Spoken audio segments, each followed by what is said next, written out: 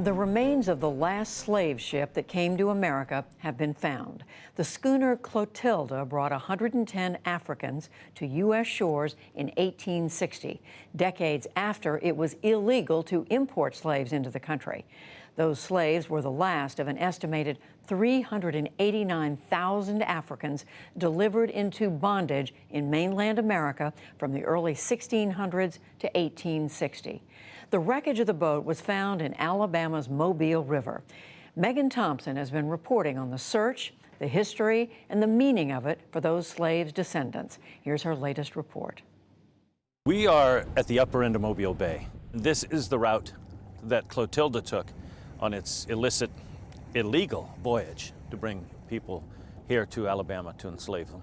James Delgado is a historian and maritime archaeologist who's researched the history of this inlet on Alabama's southern coast.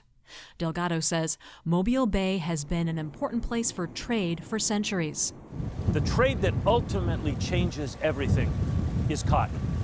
By the time the Civil War breaks out, Mobile is exporting over 500,000 tons of cotton. It's the basis of the entire economy, not just for the Mobile area, not just for Alabama, but for the entire South. In 1860, buying and selling slaves was still legal and slave labor was in high demand.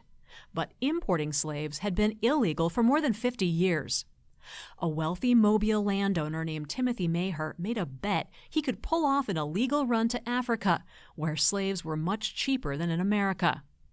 Maher paid Captain William Foster to sail the Clotilda to what was then the Kingdom of Dahomey. Foster purchased just over 100 slaves and returned to Alabama, sneaking into Mobile Bay and then north into the Mobile River under the cover of night.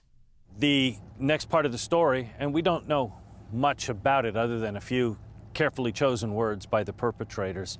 I then took my schooner and burned and sank it, says Captain Foster. Last year, after strong winds pushed water levels to extreme lows in the Mobile River, a journalist for the Alabama news website AL.com found a shipwreck in the area where the Clotilda is believed to have been burned. Experts, including James Delgado, were called in. But Delgado says he could see right away the shipwreck was too big to be the Clotilda. Delgado and others knew they were close.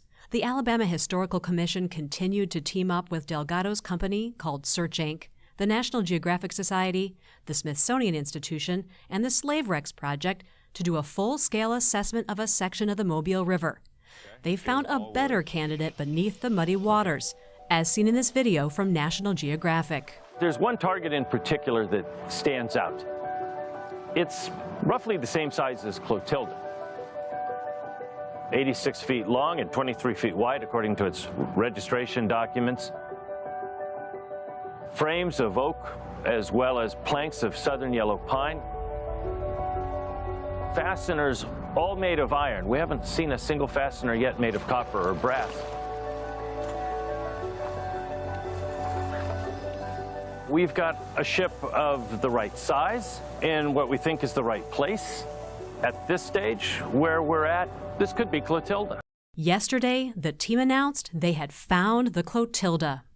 In Africa Town, a small community in North Mobile of about 2,000 people, founded by slaves who came on Clotilda, it's a powerful moment for descendants and residents. We think that would be one of the most historic finds in America, not just in Africa Town.